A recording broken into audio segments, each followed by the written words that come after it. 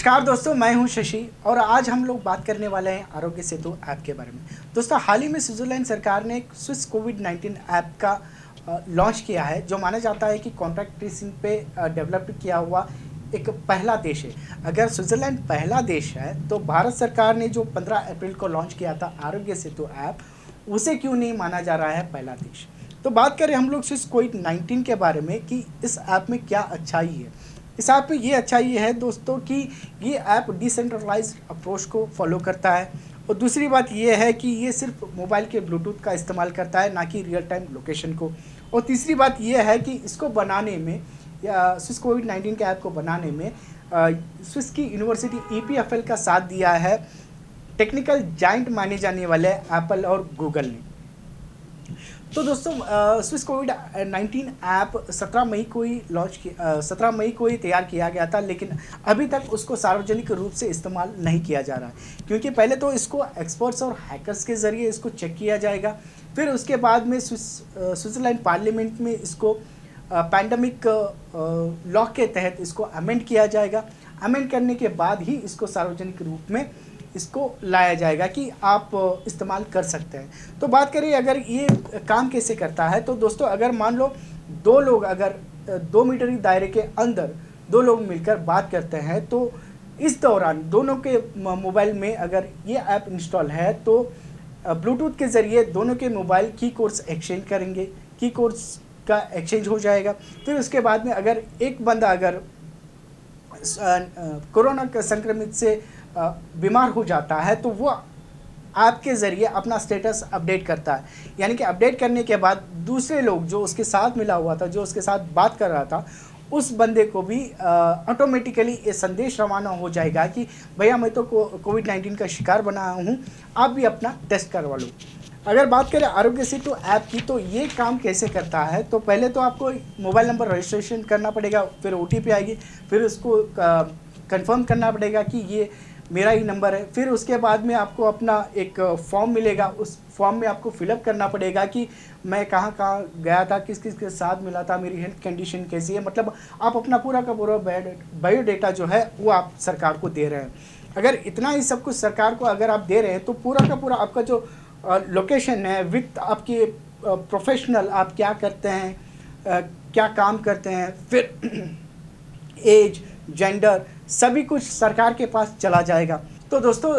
दुनिया में करीब 200 से भी अधिक देश अपने अपने हिसाब से एक ऐप का लॉन्च किया जा रहा है। जैसे कि आपको ऑस्ट्रेलिया का बता दूं कि ऑस्ट्रेलिया ने अभी इस संक्रमण को ट्रैक करने के लिए कोविड सेफ ऐप का इस्तेमाल किया जा रहा है। वो भी सिर्फ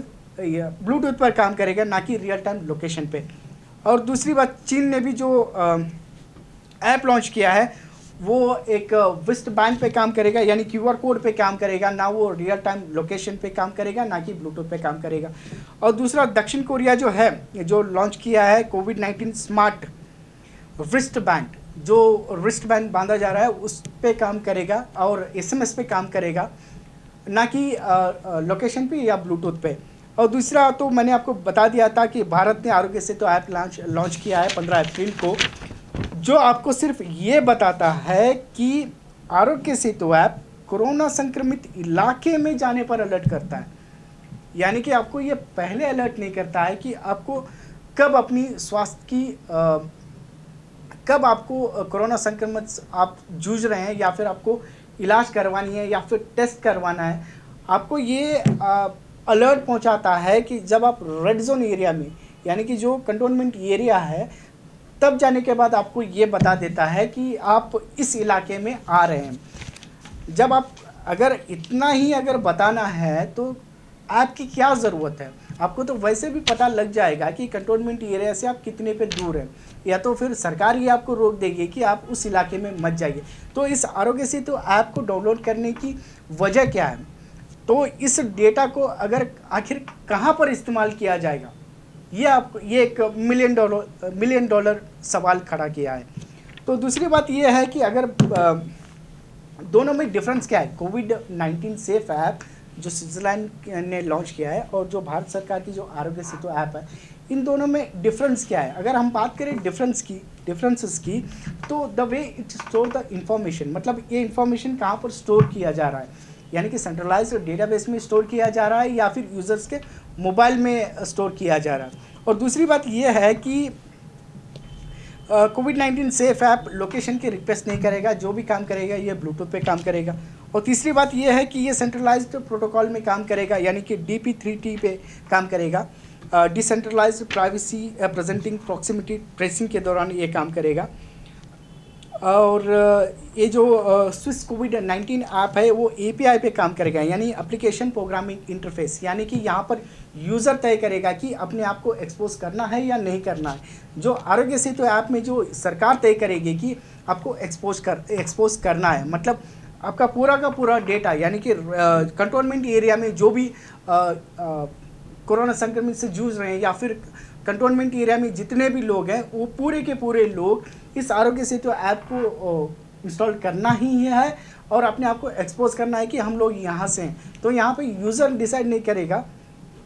बल्कि सरकार डिसाइड करेगी कि आप कोरोना संक्रमण से जूझ रहे हैं।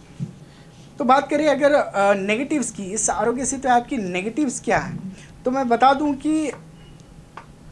फ्रांस के एक हैकर ने रिस्पॉन्स किया था कि इस ऐप को ईजिली हैक किया जा सकता है, यानी कि कोई भी हैकर इस आरोग्य सेतु ऐप को हैक करके इसके अंदर जो जितने भी डेटा हैं, जितने भी यूज़र्स के डिटेल हैं, वो अपने आप ले सकता है, यानी कि उसे किसी को भी बेच सकता है। दोस्तों 2020 की जो सबसे बड़ी खासियत बात यह है कि यहाँ पर इंफॉर्मेशन ही सब कुछ है। अगर आप इंफॉर्मेशन बेच रहे हैं तो इसके लिए कोई भी कितना भी कीमत देने के लिए तैयार हो जाता है। और नेगेटिव्स, यहाँ पर लोगों की नेगेटिव्स के बारे में बात करें तो अगर आरोग्य सेतु ऐप में प्राइवेसी प्रोटेक्शन का कोई भी ध्यान नहीं रखा गया है, यानी कि प्राइवेसी का कोई भी यहाँ पर प्रोटेक्शन नहीं है, क्योंकि आपको लोकेशन को एक्टिवेट करना है, यानी कि लोकेशन पे काम करेगा तो लोकेशन तो आपको ऑन रखना ही पड़ेगा। और आरोग्य सेतु ऐप के बारे में पहली बार सवाल खड़ा किया था AICC के अध्यक्ष राहुल गांधी जी ने भी ये कहा था कि इस ऐप सुरक्षित नहीं है, प्राइवेसी का कोई भी ध्यान रखा नहीं जा रहा है। तो ये हो गए नेगेटिव्स। अगर बात करें हम लोग जो इन्फॉर्मेशन हम लोग स्टोर कर रहे हैं, मतलब भारत कितना सक्षम है इन इन्फॉर्मेशन को स्टोर करने में, तो साइबर सिक्योरिटी को लेकर तो इंडिया का परफॉर्मेंस अब तक तो सबसे वर्स्ट रहा है। यानी कि 2019 के फरवरी में कंज्यूमर टेक रिव्यू फर्म ने एक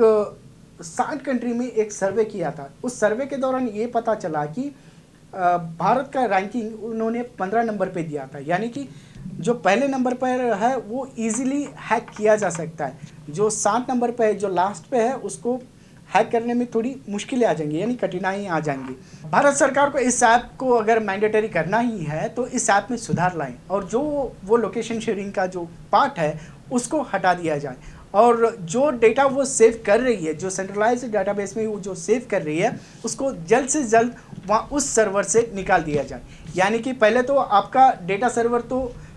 सेफ नहीं है। अगर सरकार वाकई में जनता की भला चाहती है, अगर वाकई में सरकार जनता की भला सोचती है, तो इस ऐप में जल्द से जल्द सुधार लानी चाहिए और इस ऐप को दोबारा बनाकर इस लोगों में पहुंचाना चाहिए।